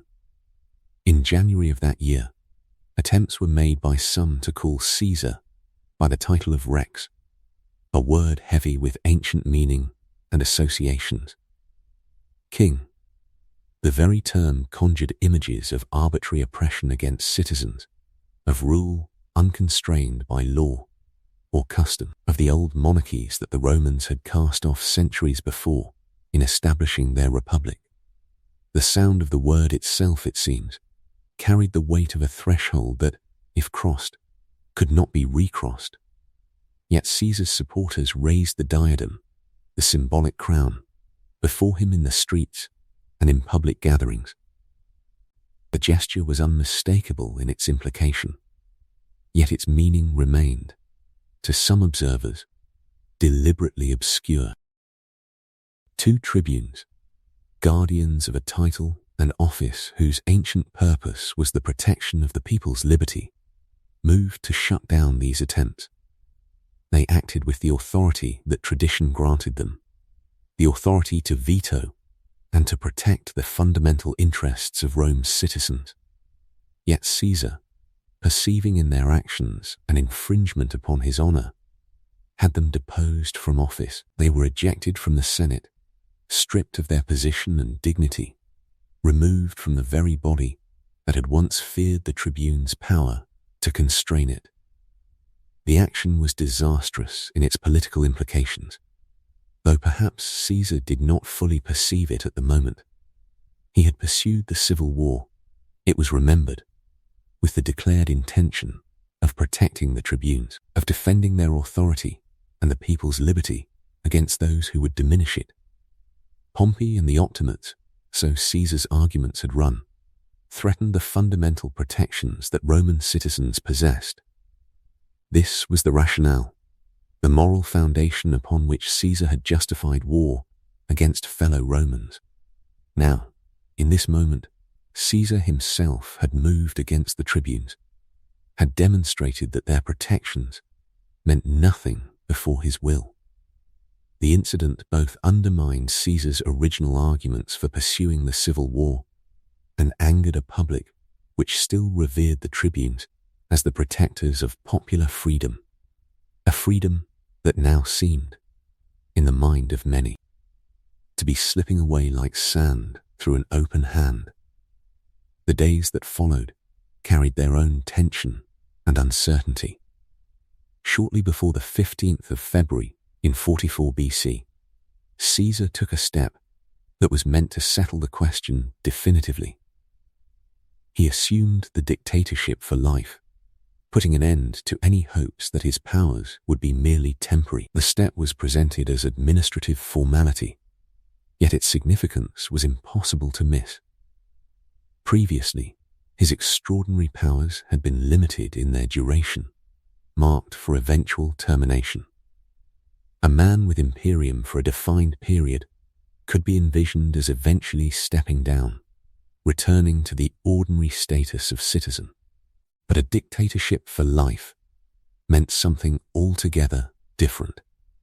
Transforming his dictatorship, even with a decadal appointment in the past, into one for life clearly showed to all contemporaries that Caesar had no intention to restore a free republic, and that no free republic could be restored so long as he was in power. The permanence was now absolute. The republic, in any meaningful sense, had been suspended indefinitely. Whatever formal structures remained, whatever magistrates still held office, whatever the Senate continued to deliberate upon, the true reality was that Caesar had become a permanent fixture in Rome's political order, unchanging as the Tiber itself. Just days after his assumption of the life dictatorship, the Lupercalia festival approached, that ancient celebration marked by purification rites and fertility rituals, ceremonies that reached back into Rome's mists and shadows. During these celebrations, Caesar occupied a position of prominence. It was then that Mark Antony, his ally and consul, approached him in public view and offered him a diadem, the crown itself, no longer figurative or symbolic, but the actual object of kingship. Caesar publicly rejected it. The gesture was witnessed, remarked upon, recorded. Yet the meaning of the rejection has remained contested ever since, even among those who lived nearest to the event. Some ancient sources suggest that he may have been rejecting the diadem publicly only because the crowd was insufficiently supportive, that his refusal was tactical rather than principled, that had the popular response been more enthusiastic, his hand might not have turned the offered crown away. Others have interpreted the episode differently, suggesting that Caesar could have done it performatively, staging the rejection to signal to observers that he was no monarch, that despite the appearance of kingship, he maintained the fiction of republican propriety. It is possible, too, that Antony could have acted on his own initiative, perhaps misreading Caesar's intentions or seeking some advantage of his own through the gesture. Yet whatever the true meaning of that moment, by this point rumors were already rife throughout Rome. Caesar, it was said, already wore the dress of a monarch, his appearance transformed to match his authority. The episode with the diadem did little to reassure those whose anxieties had been gathering. Indeed, the public rejection of the crown seemed almost to confirm that Caesar sought it. But only the appearance of popular opposition prevented him from seizing openly what he had already seized in substance. The clock of his dictatorship had begun to run toward a conclusion that no one could foresee, yet which many had begun to sense approaching like thunder on a distant horizon. Chapter 4. Dictatorship and Legacy. The years of Caesar's dictatorship were marked by an extraordinary burst of activity aimed at reshaping the material and social fabric of Rome itself. These efforts revealed a ruler determined not merely to consolidate power, but to remake the city and state according to his vision. Yet paradoxically, the very scope and speed of his transformations, coupled with the manner in which he pursued them, ensured that his reign would generate the very opposition that would ultimately destroy him. Among his most pressing concerns was the chronic problem of population decline that had plagued Rome for generations. Caesar instituted special bonuses for families with many children, a novel attempt to stall the depopulation that threatened the city's vitality. The logic was straightforward enough. Larger families would increase the citizen body and thus strengthen Rome itself. Plans were also drawn for the conduct of a census, a fundamental administrative tool that would allow the state to understand its own resources and population more clearly. Such practical measures reveal Caesar as concerned not merely with military glory or political dominance, but with the fundamental health and organization of the state. The scope of his administrative ambitions extended across the empire's territories as well. Citizenship was extended to a number of communities in Cisalpine Gaul and to cities. Actions that served both to integrate distant regions more firmly into the Roman order and to create new constituencies of grateful beneficiaries of Caesarian largesse. These were not peripheral matters, but fundamental decisions about who would belong to the Roman people and on what terms. During the civil wars that had brought him to power, Caesar had also instituted a novel debt repayment program that departed from conventional practice. Rather than forgiving debts outright, a move that might have seemed more generous, Caesar instead stipulated that no debts would be forgiven, but that they could be paid in kind.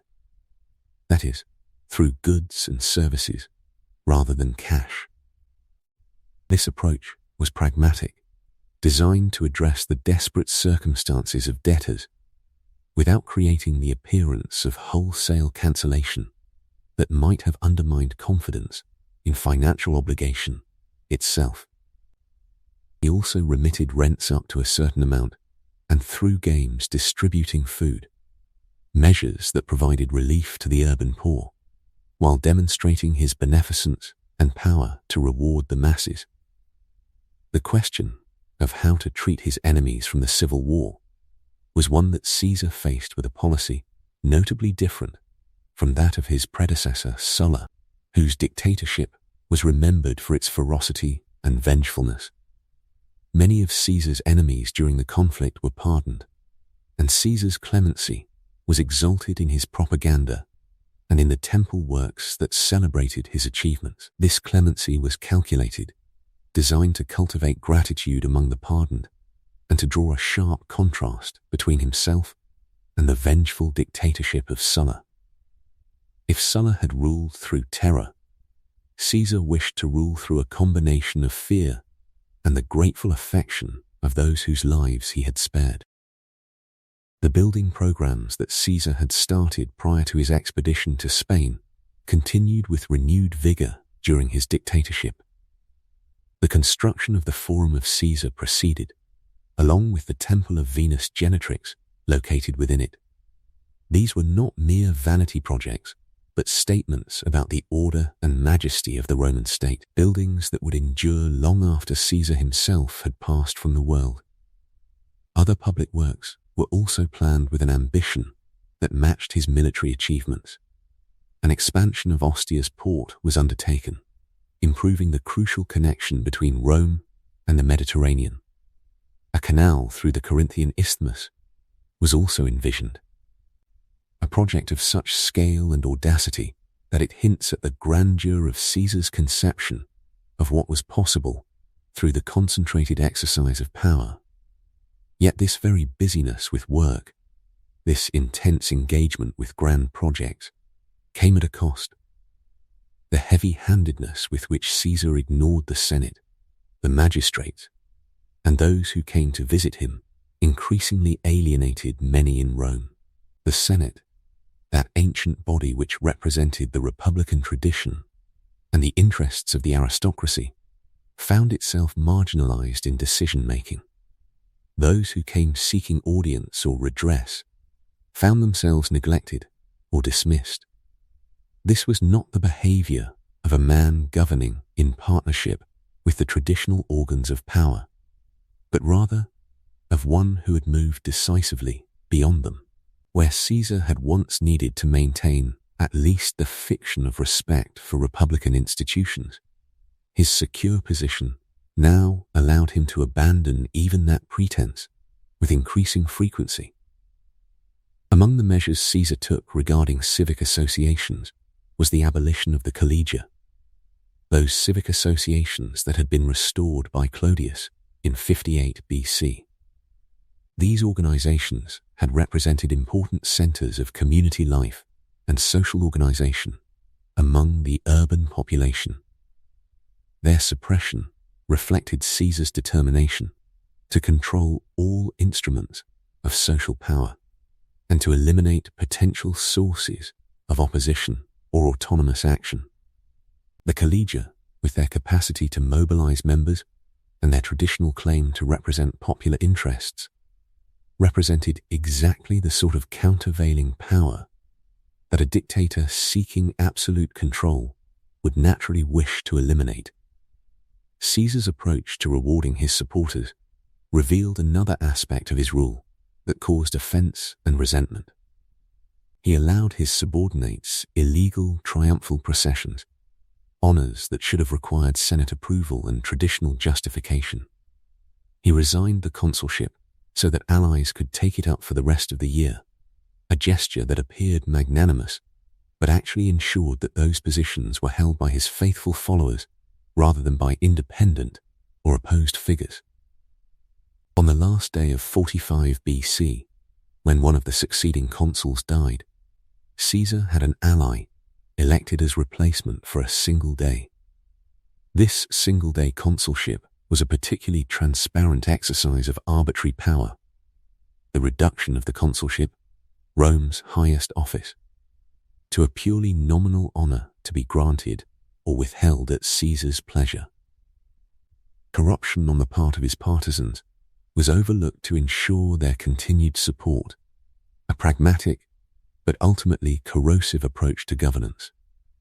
Provincial cities and client kingdoms were extorted for favors to pay Caesar's bills, turning the resources of the empire into instruments for maintaining loyalty to the dictator. This was extractive rule, where the machinery of state was bent toward the support of a single man and his circle, rather than toward the general welfare. Yet the event that seemed to crystallize opposition and anxiety about Caesar's ultimate intentions came in January of 44 BC, just a few months before his death. There were attempts to call Caesar Rex, a title that carried profound significance in Roman consciousness, associated inextricably with arbitrary oppression against citizens and with the tyranny that Rome had rejected at the time of its founding. The word itself seemed to many Romans like a corruption of their entire tradition of freedom. These attempts were shut down by 2 tribunes before a supportive crowd. A moment that presented a stark choice between those who wished to honor Caesar as a king and those who saw in kingship the death of the Republic. Caesar's response to this interference was instructive. He claimed that the 2 tribunes infringed on his honor by preventing the acclamation, and on this basis he had them deposed from office and ejected from the Senate. It was a stunning assertion of personal honor over constitutional right, and the aftermath revealed how thoroughly the traditional order had been disrupted. The incident undermined Caesar's own original justifications for the civil war itself, fought nominally in defense of the tribunes and their rights, and it angered a public which still revered the tribunes as the traditional protectors of popular freedom.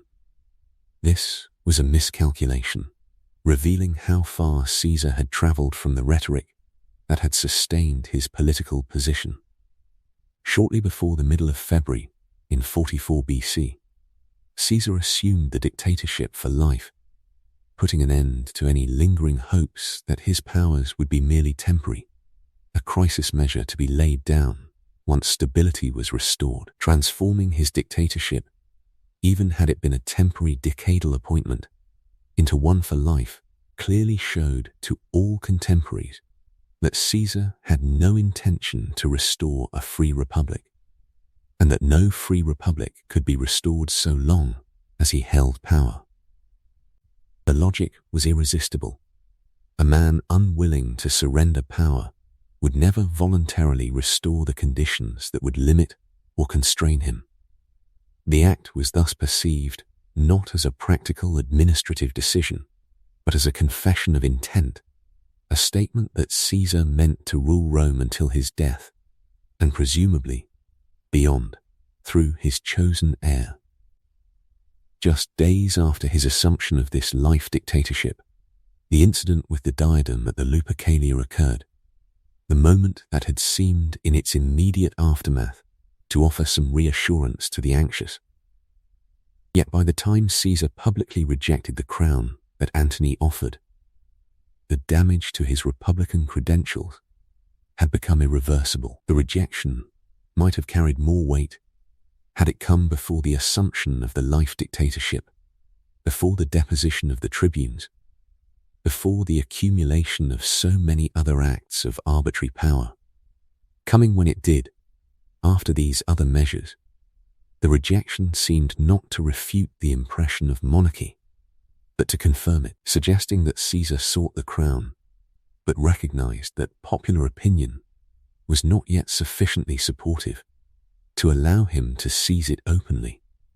The appearance of republican propriety had become a thin mask over the reality of autocratic rule. The conspiracy that would ultimately end Caesar's life had been set in motion by the summer of 45 BC. Well before these final acts of provocative assertion of power, an attempt was made around that time to recruit Mark Antony to the conspirators' cause, though Antony declined the invitation and gave Caesar no warning of what was being planned against him.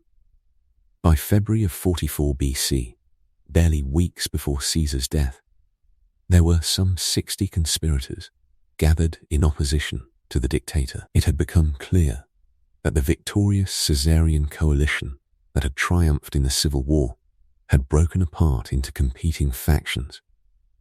While most of the conspirators were former Pompeians men who had opposed Caesar in the civil war and whom Caesar had then pardoned, they were joined by a substantial number of Caesarians, men who had fought alongside Caesar but had come to fear or resent what he was becoming.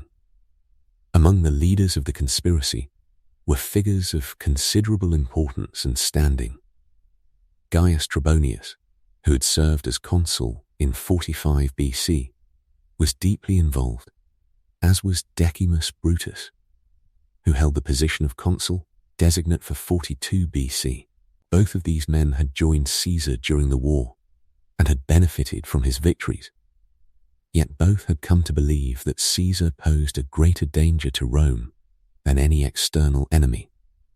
Cassius and Brutus, both praetors in 44 BC, were also central to the plot.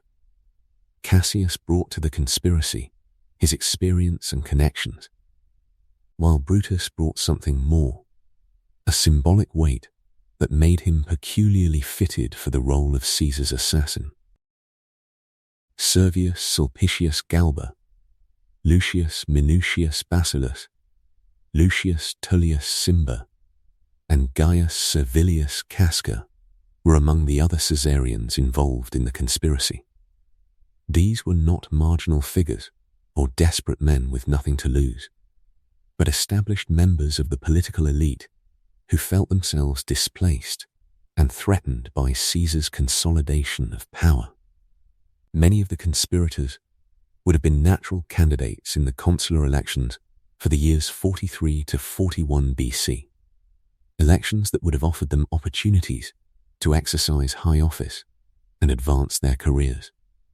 Yet Caesar had forestalled these elections, holding sham elections in early 44 BC that produced advance results for those years.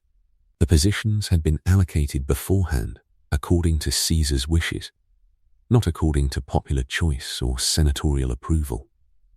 This manipulation of elections represented a fundamental assault on the mechanisms through which the Republican elite had traditionally circulated through power. For members of this elite, actual popular support mattered less than the ability to compete for office and to demonstrate one's fitness through the electoral process itself. The electoral results that Caesar imposed came entirely from the grace of the dictator and not from the people. For the Republican elite, this was no acceptable substitute for the genuine popular support that actual elections would have conferred. It was not that they necessarily wanted to lose the positions. Many would have been delighted to hold them, but that the manner of their allocation stripped from these positions their meaning and their legitimacy. Nor was it likely that the subordination of the normal magistrates to Caesar's masters of horse, the magistri equitum in Latin, was appreciated by the traditional elite. These masters of horse were Caesar's personal agents, invested with authority over the ordinary magistrates who had once held independent power. It was a further erosion of the traditional order, a visible hierarchy in which the dictator's lieutenants stood above the magistrates. Among the conspirators, Marcus Junius Brutus held a position of singular importance, for he was recognized as the main leader of the conspiracy. Brutus claimed descent from Lucius Junius Brutus, the legendary figure who had driven out the last king of Rome and established the Republic. He also traced his lineage to Gaius Servilius Ahala, another figure from Roman tradition, who was remembered as having freed Rome from the threat of incipient tyranny. These ancestral connections were not mere genealogical facts, but carried enormous symbolic weight. Brutus embodied in his very person the Republican tradition and the duty to defend it against tyranny. He was, in a sense, the natural candidate for the role of tyrannicide, the man whose family history prepared him for the act that the times seemed to demand. By late autumn of 45 BC, before the conspiracy had even moved into its final phase, the pressure of public opinion was beginning to shift decisively against Caesar. Graffiti appeared at Rome condemning Caesar as a tyrant and insinuating the need for a Brutus to remove the dictator. Some public comments echoed the same theme, suggesting openly that a man of Brutus's stature and lineage might be called upon to act. The ancient sources on this matter, excepting only Nicolaus of Damascus, are unanimous that this reflected a genuine turn in public opinion against Caesar, a shift that had not been present in the earlier years of his dictatorship. The roots of this popular indignation at Caesar were substantial and multiple. His debt policies were seen as too friendly to lenders, protecting creditors at the expense of debtors who were suffering under the weight of their obligations. Caesar had also used lethal force to suppress protests for debt relief, an act that shocked the populace and reminded them of the violence inherent in his rule. His reduction in the grain dole, the free distribution of grain to the urban poor, struck directly at the interests of those who depended on it for survival. The abolition of the collegia, those civic associations that had been important to urban life, deprived people of organizations through which they could express their interests and exercise collective power. His abolition of the poorest panel of jurors in the permanent courts removed from the system those judges who might have been expected to sympathize with popular grievances. Most fundamentally, his abolition of open elections deprived the people of their ancient right of decision in the selection of their magistrates, a right that had been the foundation of republican government. A popular turn against Caesar is also observed in the reports that the two deposed tribunes were written in on ballots at Caesar's advance consular elections in place of Caesar's candidates.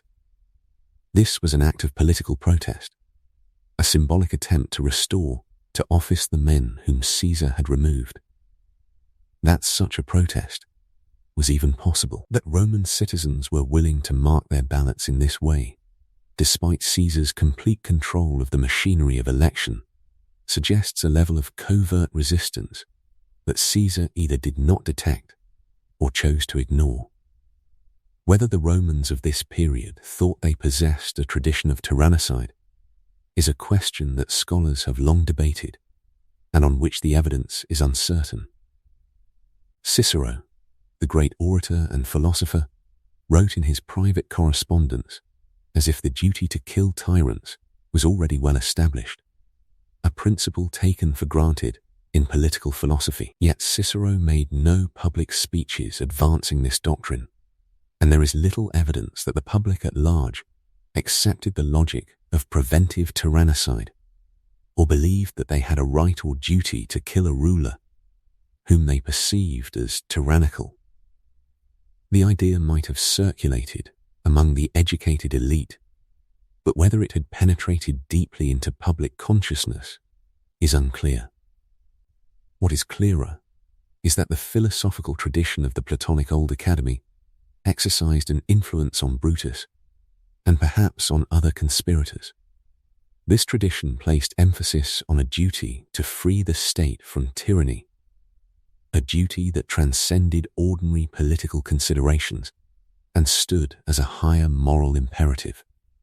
For a man educated in this tradition, and for a man like Brutus, who had every reason to see himself as the heir to a long line of republican heroes, the logic of action against a tyrant could seem overwhelming, not as murder, but as the fulfillment of a sacred obligation. While some news of the conspiracy did eventually leak out, reaching Roman ears and creating a buzz of rumor about the city, Caesar refused to take precautions to protect himself. He was offered an escort by a bodyguard, a reasonable precaution for a man known to have enemies, yet he rejected it. This refusal has been interpreted in various ways, as confidence born of his supreme power, as a republican gesture meant to signal that he did not fear his citizens, or as a kind of fatalism, a sense that if the gods or fate had determined that he should die, no precautions would avail against it. Whatever the explanation, the fact remained that Caesar went about the city largely unprotected and exposed to those who wished him harm.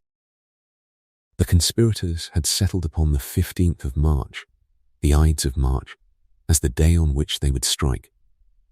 This date was 3 days before Caesar intended to leave for his Parthian campaign, the great eastern expedition that would have taken him far from Rome and occupied him for years. News of his imminent departure forced the conspirators to move up their plans. The Senate meeting scheduled for the 15th would be the last one before his departure, and if they did not act then, their opportunity would be lost for months or perhaps forever. They had decided that a Senate meeting was the best place to frame the killing as a political act, a removal of a tyrant rather than an act of personal enmity or murder. The alternatives, killing him at games, at elections, or on the road, were deemed less suitable for achieving the symbolic and political effect they desired. That only the conspirators would be armed at the Senate meeting, according to the account preserved by Dio, would also have been an advantage, ensuring that the assassins would face no organized resistance from Caesar's supporters.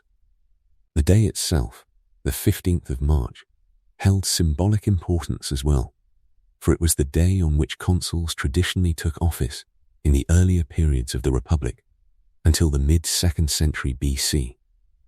Thus, the date itself carried echoes of Republican tradition and Republican power, making it a fitting day for an act meant to defend the Republic against its would-be destroyer. Various stories have come down through the historical record, purporting that Caesar was on the cusp of not attending the Senate meeting, or was otherwise warned about the plot and might have escaped. Some accounts speak of omens that should have warned him away, of a soothsayer who cried beware the Ides of March, of his wife Calpurnia's nightmares and her pleas that he remain home. Nevertheless, he attended the Senate meeting that day, held in the Curia of Pompey, a building located in the Theatre of Pompey complex. The choice of location was itself a kind of irony, for he met his death in a space associated with his former rival and now dead enemy, as Caesar sat upon his golden chair at the foot of the statue of Pompey, a position both elevated and symbolically charged. The conspirators approached him. They had concealed daggers beneath their togas, and as they gathered around him in what appeared to be a normal press of senators seeking his attention, they struck. What followed was a moment of extraordinary violence, a sustained assault, as the conspirators stabbed Caesar repeatedly. Whether he fell in silence, as Suetonius reports, or whether he spoke in reply to Brutus's appearance, uttering the famous words, "You too, child," is recorded differently in the various ancient sources. The historical record offers us competing versions of this final moment, each with its own poignancy and meaning. What is certain is that he was stabbed at least 23 times, wounds so numerous and severe that death came almost instantly. The man who had conquered Gaul, who had crossed the Rubicon and won the civil war, who had ruled Rome and remade it according to his vision, fell in the Senate house, surrounded by men he had pardoned and trusted, struck down by wounds that bled his life away.